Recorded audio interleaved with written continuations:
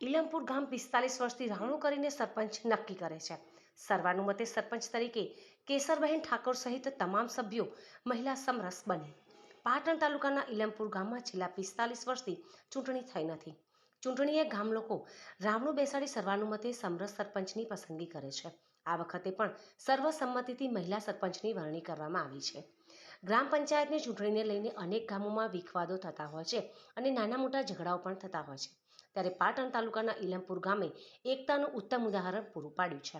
છેલ્લા 45 વર્ષથી આ ગામમાં સરપંચની ચૂંટણી થતી નથી।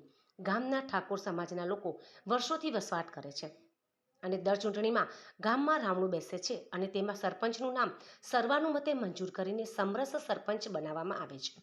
મહિલા સશક્તિકરણ અંતર્ગત આ વર્ષે ગામના સરપંચથી લઈને તમામ વોર્ડના સભ્યની જવાબદારી પણ મહિલાઓને આપવામાં આવી છે।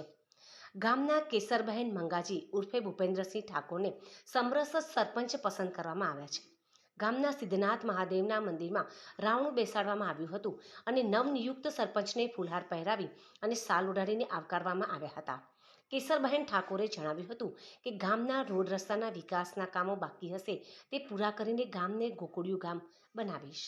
મારું નામ કેસરબેન મંગાજી ઠાકોર। અમારા ઇલમપુરમાં 35 થી 40 વર્ષથી બિનહરીફ ચૂંટણી થાય છે। એમાં આ ચૂંટણીમાં અમને સરપંચ તરીકે ચૂન્યા છે। આગામી સમયમાં વિકાસમાં રોડ રસ્તા લાઇટ જે કામમાં અમારી જરૂર પડશે તે વિકાસ અમે કરવા તૈયાર છીએ।